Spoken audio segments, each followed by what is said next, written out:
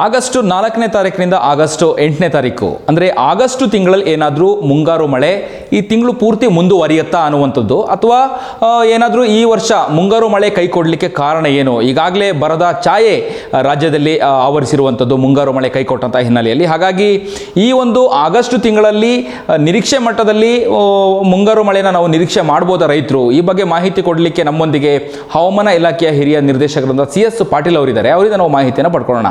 Sir, ಈಗಾಗಲೇ ಒಂದಷ್ಟು ಬರದ ಛಾಯೆ ಈಗ ನಮ್ಮ ರಾಜ್ಯಕ್ಕೆ ಇರುವಂಥದ್ದು, ರೈತರು ಎಲ್ಲರೂ ಕೂಡ ಎದುರು ನೋಡ್ತಾ ಇದ್ದಾರೆ. ಈಗ ಒಂದು 2-3 ದಿನಗಳಿಂದ ಮಳೆ ಜಾಸ್ತಿ ಆಗ್ತಾ ಇದೆ, ಡ್ಯಾಮ್ಗಳಲ್ಲೂ ಕೂಡ ಈಗ ಒಳಹರಿವು ಜಾಸ್ತಿ ಆಗ್ತಿರುವಂಥದ್ದು. ಹಾಗಾಗಿ ಈ ಒಂದು ಆಗಸ್ಟ್ ತಿಂಗಳಲ್ಲಿ ಪೂರ್ತಿ ಅಂದರೆ ಈ ಆಗಸ್ಟ್ ತಿಂಗಳು ಪೂರ್ತಿ ಮಳೆ ನಿರೀಕ್ಷೆ ಮಾಡ್ಬೋದಾ? ಹೇಗಿದೆ ಹವಾಮಾನದ ವರದಿ? ಇದು ಆಗಸ್ಟ್ 4ರಿಂದ ಆಗಸ್ಟ್ 9ನೇ ತಾರೀಕಿನ ತನಕ ಕರ್ನಾಟಕ ರಾಜ್ಯಾದ್ಯಂತ ಮಳೆಯ ಪ್ರಮಾಣ ಕಳೆದ ವಾರಕ್ಕೆ ಹೋಲಿಸಿದರೆ ಕಡಿಮೆ ಆಗುವ ಸಾಧ್ಯತೆಗಳದಾವು. ಕರ್ನಾಟಕದ ಕರಾವಳಿ ಜಿಲ್ಲೆಗಳಲ್ಲಿ ಆಗಸ್ಟ್ 4ರಿಂದ ಆಗಸ್ಟ್ 9ರವರೆಗೆ ವ್ಯಾಪಕವಾಗಿ ಮಳೆಯಾಗುವ ಸಾಧ್ಯತೆಗಳದಾವು. ಉತ್ತರ ಕನ್ನಡ, ಉಡುಪಿ ಹಾಗೂ ದಕ್ಷಿಣ ಕನ್ನಡ ಜಿಲ್ಲೆಗಳ ಕೆಲವು ಕಡೆ ಭಾರಿ ಮಳೆಯಾಗುವ ಸಾಧ್ಯತೆ ಇರುವುದರಿಂದ ಈ ಜಿಲ್ಲೆಗಳಿಗೆ ಯೆಲ್ಲೋ ಅಲರ್ಟ್ ಕೊಡಲಾಗಿದೆ. ಶಿವಮೊಗ್ಗ, ಚಿಕ್ಕಮಗಳೂರು, ಹಾಸನ, ಕೊಡಗು ಈ ಜಿಲ್ಲೆಗಳ ಅಲ್ಲಿ ಸಾಧಾರಣವಾಗಿ ಮಾತ್ರ ಮಳೆಯಾಗುವ ಸಾಧ್ಯತೆಗಳದಾವು ಮತ್ತು ಉಳಿದ ಜಿಲ್ಲೆಗಳಲ್ಲಿ ಹಗುರವಾಗಿ ಮಳೆಯಾಗುವ ಸಾಧ್ಯತೆಗಳದಾವು. ಮುಂದಿನ ಒಂದು ವಾರದವರೆಗೆ ಕರ್ನಾಟಕದ ಉತ್ತರ ಒಳನಾಡು ಹಾಗೂ ದಕ್ಷಿಣ ಒಳನಾಡಿನ ಜಿಲ್ಲೆಗಳಲ್ಲಿ ಹಗುರದಿಂದ ಸಾಧಾರಣವಾಗಿ 50%ಕ್ಕಿಂತ ಕಡಿಮೆ ಪ್ರದೇಶದಲ್ಲಿ ಮಳೆಯಾಗುವ ಹೆಚ್ಚಿನ ಸಾಧ್ಯತೆಗಳದಾವು. ಮಳೆ ಬರೋ ಸಾಧ್ಯತೆಗಳದಾವು. ಅಷ್ಟೊಂದೇನು ಭಾರಿ ಮಳೆಯಾಗುವ ಸಾಧ್ಯತೆಗಳು ಕಡಿಮೆ ಈ ಮುಂದಿನ ಒಂದು ವಾರದಾಗ.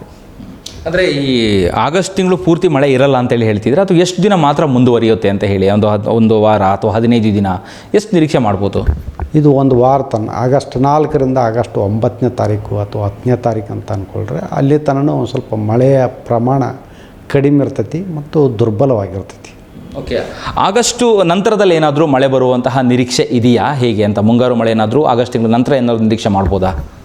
ಆಗಸ್ಟ್ ತಿಂಗಳ ನಂತರನೂ ಮಳೆ ಬರ್ತೈತಿ, ಸೆಪ್ಟೆಂಬರು, ಅಕ್ಟೋಬರ್ದಾಗ. ಆದರೆ ಈಗ ಒಂದು ಮುಂದಿನ ಒಂದು ವಾರದವರೆಗೆ ಮಳೆ ಪ್ರಮಾಣ ಕಡಿಮೆ ಇರ್ತೈತಿ. ಮತ್ತು ಸೆಪ್ಟೆಂಬರ್ನಲ್ಲಿ ಮುಂದೆ ಅಕ್ಟೋಬರು, ನವಂಬರ್ ತಿಂಗಳಲ್ಲಿ ಕರ್ನಾಟಕದ ದಕ್ಷಿಣ ಒಳನಾಡಿನ ಜಿಲ್ಲೆಗಳಲ್ಲಿ ವಾಡಿಕೆಯಂತೆ ಮಳೆ ಆಗ್ಬೋದು ಮತ್ತು ಉತ್ತರ ಒಳನಾಡಿನ ಜಿಲ್ಲೆಗಳಲ್ಲಿ ಅಕ್ಟೋಬರ್ ನಂತರ ಸ್ವಲ್ಪ ಮಳೆ ಕಡಿಮೆ ಆಗುವ ಸಾಧ್ಯತೆಗಳದಾವೆ. ಸರ್, ಜುಲೈ ತಿಂಗಳಲ್ಲಿ ಹೆಚ್ಚು ಮಳೆಯನ್ನು ನಿರೀಕ್ಷೆ ಮಾಡ್ತಾ ಇದ್ರು ರಾಜ್ಯದ ರೈತರು. ಆದರೆ ಆಗಸ್ಟ್ ತಿಂಗಳಿಗೆ ಕಳೆದ ಒಂದು 2-3 ದಿನಗಳಿಂದ ಹೆಚ್ಚು ಮಳೆ ಆಗ್ತಾ ಇದೆ. ಇದಕ್ಕೆ ಕಾರಣ ಏನು ಅಂತ ಹೇಳಿ, ಯಾಕಂದರೆ ಮಳೆ ಬರಬೇಕಾದ ತಿಂಗಳಲ್ಲೇ ಹೆಚ್ಚು ಮಳೆ ಬರಲಿಲ್ಲ. ಹಾಗಾಗಿ ಬೆಳೆಯನ್ನು ಬೆಳೆಯುವಂಥ ನಿಟ್ಟಿನಲ್ಲಿ ರೈತರು ಎಲ್ಲರೂ ಕೂಡ ಎದುರು ನೋಡ್ತಾ ಇದ್ದರು. ಯಾಕೆ ಈ ಆಗಸ್ಟ್ ತಿಂಗಳಲ್ಲಿ ಹೆಚ್ಚು ಮಳೆ ಬರ್ತಾ ಇದೆ, ಜೂನ್ ಮತ್ತು ಜುಲೈನಲ್ಲಿ ಯಾಕೆ ಕಡಿಮೆ ಆಯಿತು ಮುಂಗಾರು ಮಳೆ ಅಂತ? ಜುಲೈ ಕೊನೆಯ ವಾರದಲ್ಲಿ ಬಂಗಾಳ ಉಪಸಾಗರದ ಉತ್ತರ ಭಾಗದಲ್ಲಿ ವಾಯುಭಾರ ಕುಸಿತವಾಗಿತ್ತು. ಈ ಕುಸಿತವಾಗಿ ಛತ್ತೀಸ್ಗಢ, ಮಹಾರಾಷ್ಟ್ರ, ಮಧ್ಯಪ್ರದೇಶ ಮತ್ತು ಗುಜರಾತ್ ಕಡೆ ಈ ಒಂದು ವಾಯುಭಾರ ಕುಸಿತವಾದದ್ದು ಒಂದು ವೆದರ್ ಸಿಸ್ಟಮ್ ಚಲಿಸಿ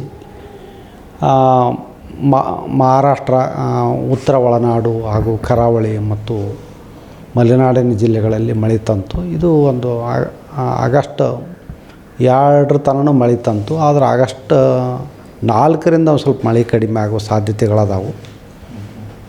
ಓಕೆ, ಮುಂಗಾರು ಮಳೆಗೆ ಎಲ್ನಿನೋ ಎಫೆಕ್ಟ್ ಆಗಿತ್ತು, ಆ ಬಗ್ಗೆ ಮಾಹಿತಿಯನ್ನು ನೀವು ಪ್ರತಿಧ್ವನಿ ನ್ಯೂಸಿಗೆ ನೀಡಿದ್ರಿ.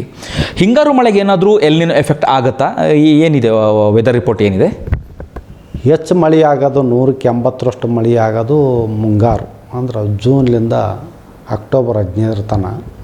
ಅಕ್ಟೋಬರ್ 15 ತನಕ ಆದಮೇಲೆ ಅದಕ್ಕೆ ಹಿಂಗಾರು ಮಳೆ ಅಂತ ಕರಿತೀವಿ. ಆದರೆ ಹಿಂಗಾರು ಮಳೆ ನಮಗೆ 20% ಮಾತ್ರ ಆಗುತ್ತೆ.